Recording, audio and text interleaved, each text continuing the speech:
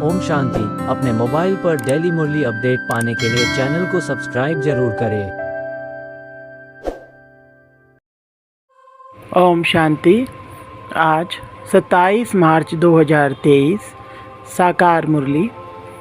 आज की मधुर मुरली में मीठे मीठे बाप दादा ने कहा, मीठे बच्चे, बाप समान निडर बनो, अपनी अवस्था साक्षी रख सदा हर्षित रहो। याद में रहने से ही अंतमति सो गति होगी। प्रश्न, खुश नसीब बच्चे सदा फ्रेश और हर्षित रहने के लिए कौन सी विधि अपनाते हैं? उत्तर, दिन में 2 बारी ज्ञान स्नान करने की। बड़े आदमी फ्रेश रहने के लिए 2 बार स्नान करते हैं। तुम बच्चों को भी ज्ञान स्नान 2 बारी करना चाहिए। इससे बहुत फायदे हैं। नंबर 1, सदा हर्षित रहेंगे। नंबर 2, खुश नसीब तकदीरवान बन जाएंगे। नंबर 3, किसी भी प्रकार का संशय निकल जाएगा। नंबर 4, मायावी लोगों के संग से बच जाएंगे। नंबर 5, बाप और टीचर खुश होंगे। नंबर 6, गुलगुल फूल बन जाएंगे, अपार खुशी में रहेंगे। गीत, जाग सजनिया जाग। ओम शांति। शिव बाबा बच्चों को बैठ समझाते हैं ब्रह्मा मुख से। यह है गौ मुख, बैल मुख नंदीगण है ना। गीत भी सुना। साजन कहते हैं सजनियों को, अब सजनियाँ सिर्फ फीमेल तो नहीं, यह मेल्स भी सजनियाँ हैं। जो भी भक्ति करते हैं, भगवान को याद करते हैं तो हो गई सजनियाँ। साजन तो एक है। साधु भी साधना करते हैं भगवान से मिलने के लिए, तो वह भी सजनियाँ ठहरे। वह एक भगवान कौन? एक तो कहा जाएगा गॉडफादर को। जैसे वर राजा को आना पड़ता है वन्नी स्त्री को ले जाने के लिए, यह सब है वन्नियाँ। साजन को याद करती हैं तो जरूर आना पड़ेगा। एक के लिए तो नहीं, सब के लिए आना पड़ेगा। और सभी सजनियाँ दुखी हैं। कोई ना कोई रोग बीमारी आदि होगी जरूर। तो यह हो गया नरक। स्वर्ग में है सुख, नरक में है दुख। इस समय हम सब हैं नरकवासी सजनियाँ, अर्थात सब माया रावण की कैद में हैं। बेहद का बाप बेहद की बातें ही समझाएंगे। सारी दुनिया कैद में है।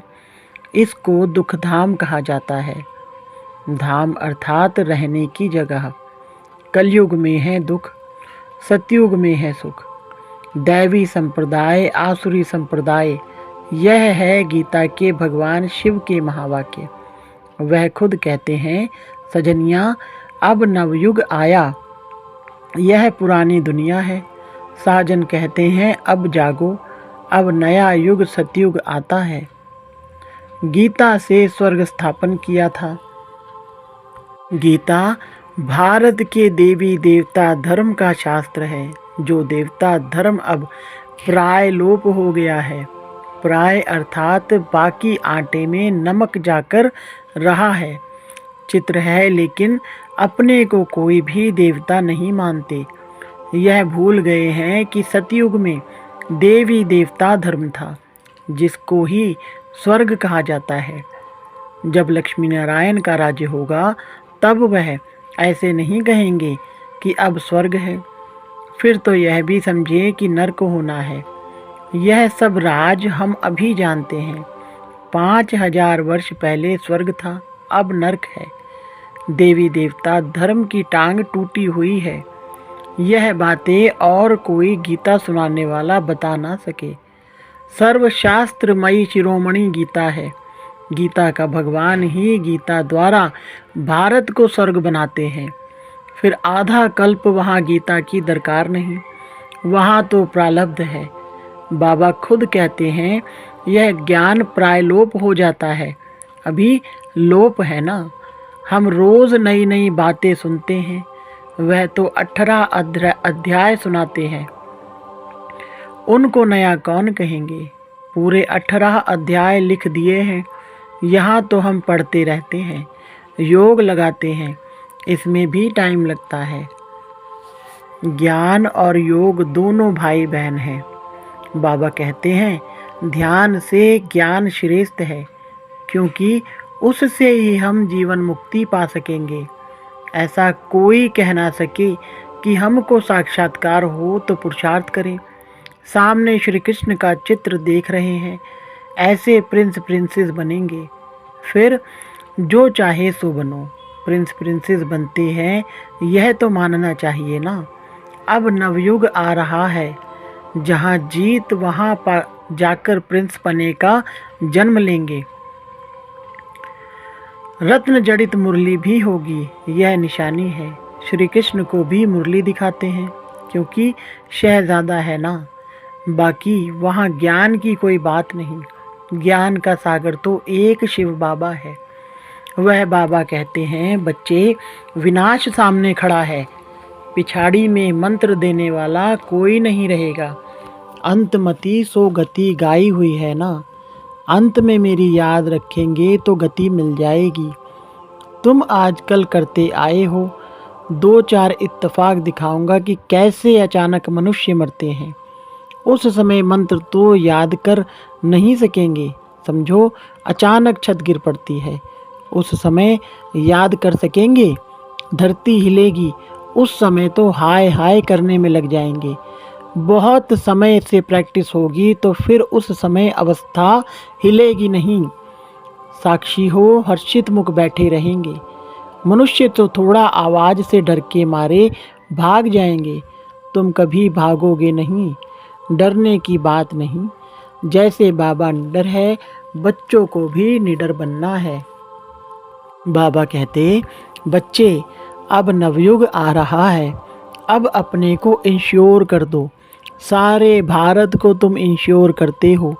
बाप से ताकत लेकर भारत को तुम इंश्योर कर रहे हो।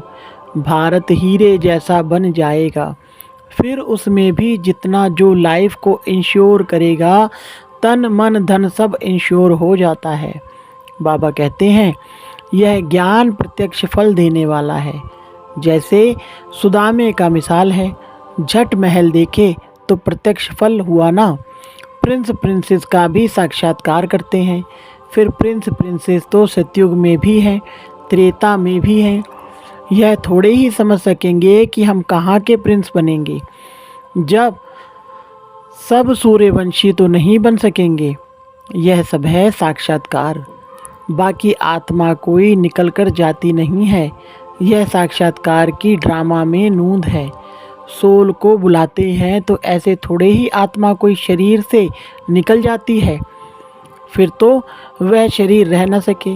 यह सब साक्षात्कार है। बाबा भिन्न भिन्न रूप से साक्षात्कार कराते हैं।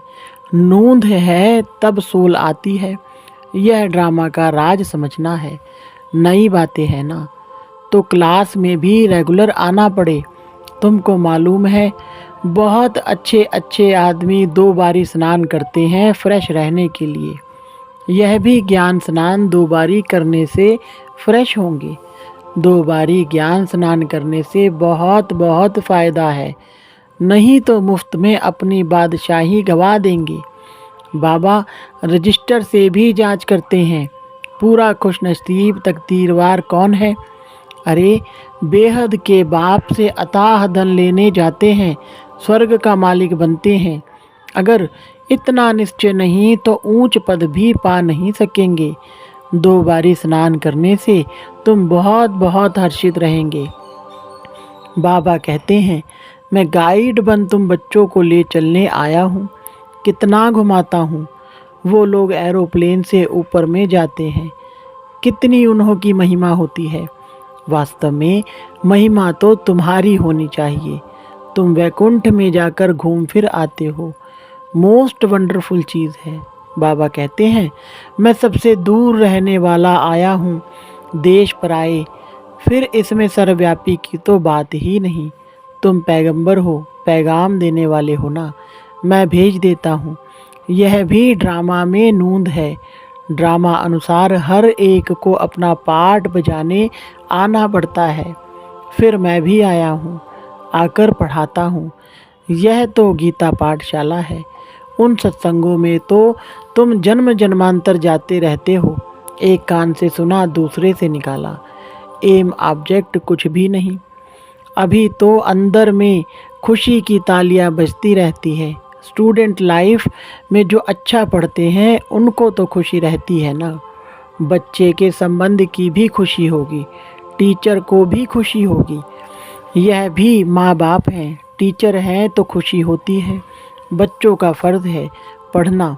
अब बाप सन्मुख आया हुआ है तो एक बाप से ही सुनो। तुम आधा कल्प भटके हो, अब भटकना बंद करो। परंतु वह भी तब होगा जब पूरा निश्चय हो। मनुष्य कहते हैं कि कलयुग में इतने वर्ष पड़े हैं। तुम जब उनको बताएंगे तो वह कहेंगे यह सब कल्पना है, जादू है, बस अबलाएं वहाँ ही बैठ जाएंगी। बाबा अपनी तरफ खींचते, मायावी पुरुष फिर अपनी तरफ खींचते, बीच में लटकते रहते हैं। बाबा समझाते हैं, बच्चे जब तक 2 बारी ज्ञान स्नान नहीं किया है तब तक कुछ फ़ायदा नहीं होगा। अरे कोई समय मुरली में ऐसी पॉइंट्स निकलती है जिससे ऐसा तीर लग जाएगा जो तुम्हारा संशय मिट जाएगा। और कोई भी सत्संग में जाने के लिए कभी मना नहीं करते। यहाँ के लिए मना करते हैं क्योंकि यहाँ पवित्र बनने की मुख्य बात है। स्त्री पति दोनों को पवित्र बनना है। यहाँ तो स्त्री पति के पिछाड़ी सती बनती है कि पति लोक में जाए। पति नरक में है तो स्त्री भी नरक में ही आ जाती है। अब तुम दोनों स्वर्ग में जाने के लिए पुरुषार्थ करो। अबलाओं पर कितने अत्याचार होते हैं। बच्चियाँ कहें हम शादी नहीं करेंगी, वह कहें शादी जरूर करनी है। बाबा कहते बच्चियाँ इस अंतिम जन्म में शादी करने से मोह की जाल बढ़ती जाएगी। पति में मोह, फिर बच्चों में मोह, पियर घर ससुर घर में मोह। आज बच्चा जन्मा पार्टियां देंगे, कल बच्चा मर गया तो हाय दोष मचा देंगे। सतयुग में तो तुम बहुत खुश रहेंगे। बाबा समझाते हैं, बच्चे घर घर को स्वर्ग बनाओ, चित्र रख दो। जो भी आए बोलो स्वर्ग के मालिक बनेंगे। आओ हम समझाएं। बाबा बहुत अच्छे अच्छे स्लोगन्स बताते हैं। 2 बारी स्नान करने से तुम बहुत गुलगुल बन जाएंगे, अपार खुशी रहेगी। कहा जाता है ईश्वर की महिमा अपरंपार है, तो तुम्हारे खुशी की महिमा भी अपरंपार हो जाएगी। गीता की महिमा भी अपरंपार है। तुम कहेंगे गीता से हम स्वर्ग का मालिक बन रहे हैं। एक परमात्मा के सिवाय कोई ऐसे कहेंगे नहीं कि जाग सजनिया जाग, अब सतयुग आ रहा है। मैं क्षमा तुम्हारी जोत जगाने आया हूँ। यह दादा भी अभी पुरुषार्थी है। बाबा तुम्हें नए युग के लिए नई कहानी सुनाते हैं। कितना अच्छा गीत है। यह रास्ता ही नया है। वह लोग कहते शास्त्रों से ही भगवान का रास्ता मिलेगा, फिर कह देते सब ईश्वर ही ईश्वर है, उसकी ही महिमा है। हम तो दुनिया में आए हैं खुशी मनाने।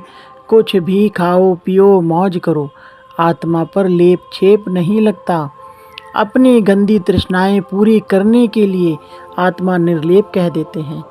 ऐसे के संग में कभी फंसना मत। तुम हो हंस। बाबा कहते तुमको बिल्कुल प्योर बनना है। विकार में जाना तो क्रिमिनल असॉल्ट है। भल मेरी बात अभी नहीं मानो। अभी स्वच्छ नहीं बनेंगे, मददगार नहीं बनेंगे तो धर्मराज द्वारा बहुत सजाएं खानी पड़ेंगी। याद रख लेना, भगवान ने नया संसार दिखाया है। तुम नए संसार के मालिक बनने आए हो तो अपने दिल से पूछो, हम सौतेले हैं या मातेले? शिव बाबा है दादा, ब्रह्मा है बाबा, हम हैं पोतरे पोतरियाँ। यह ईश्वरीय कुटुंब है। दादा याद नहीं पड़ेगा तो वर्षा कैसे लेंगे? इसलिए दादे को जरूर याद करना है। बाप के सिवाय दादा कैसे होगा? दादा है, तुम पोतरे हो, बीच में बाप जरूर है। पोतरों का हक है दादे पर, इसलिए कहते हैं तुम दादे से प्रॉपर्टी ले ही लेना। खुशी की बात है ना। हम शिव भगवान की गीता से भारत की तकदीर हीरे जैसी बना रहे हैं। एक गीता ही हीरे जैसा बनाती है, बाकी सब कौड़ी तुल्य बना देते हैं। भारत की तकदीर को एकदम लकीर लग गई है। अब फिर बाप भारत की तकदीर जगाते हैं। मनुष्य गीता का छोटा लॉकेट बनाकर भी पहनते हैं, परंतु उसके महत्व को कोई नहीं जानते। यहाँ कायदे भी बड़े कड़े हैं। पवित्र ब्राह्मण जरूर बनना पड़े। ठगी से मम्मा बाबा नहीं कहना है। सच्चा बनेंगे तभी नशा चढ़ेगा। हाफ कास्ट को नशा नहीं चढ़ेगा। भगवान भारत के पीछे दीवाना बना है कि हम भारत को फिर से हीरे जैसा बनाऊंगा, तो भारत पर आशिक हुआ है ना। भारत को फिर से ऊंच बनाते हैं। आशिक माशूक के पिछाड़ी दीवाना होता है ना, तो भारतवासियों के पीछे कितना दीवाना है। कितना दूर से भागते हैं और फिर कितना बड़ा निरहंकारी है। अच्छा, मीठे मीठे सिकिलधे बच्चों प्रति माता पिता बाप दादा का याद प्यार और गुड मॉर्निंग। रूहानी बाप की रूहानी बच्चों को नमस्ते। रूहानी बच्चों की रूहानी बाप दादा को नमस्ते जी। धारणा के लिए मुख्य सार। नंबर 1, बेहद के बाप से अथाह ज्ञान धन लेने के लिए 2 बारी ज्ञान स्नान करना है। पढ़ाई में रेगुलर जरूर बनना है। नंबर 2, फुल कास्ट सच्चा पवित्र ब्राह्मण बनना है। बाप का मददगार बनना है। गंदी तृष्णा रखने वालों के संग में कभी नहीं फंसना है। आज मीठे मीठे बाप दादा ने बच्चों को वरदान दिया, तन मन और दिल की स्वच्छता द्वारा साहेब को राजी करने वाले सच्चे होली हंस भव। विस्तार। स्वच्छता अर्थात मन वचन कर्म संबंध सब में पवित्रता। पवित्रता की निशानी सफ़ेद रंग दिखाते हैं। आप होली हंस भी सफ़ेद वस्त्रधारी साफ दिल अर्थात स्वच्छता स्वरूप हो। तन मन और दिल से सदा बेदाग अर्थात स्वच्छ हो। साफ मन व साफ दिल पर साहेब राजी होता है। उनकी सर्व मुरादें अर्थात कामनाएं पूरी होती हैं। हंस की विशेषता स्वच्छता है, इसलिए ब्राह्मण आत्माओं को होली हंस कहा जाता है। स्लोगन। जो इस समय सब कुछ सहन करते हैं वही शहंशाह बनते हैं। अच्छा, ओम शांति।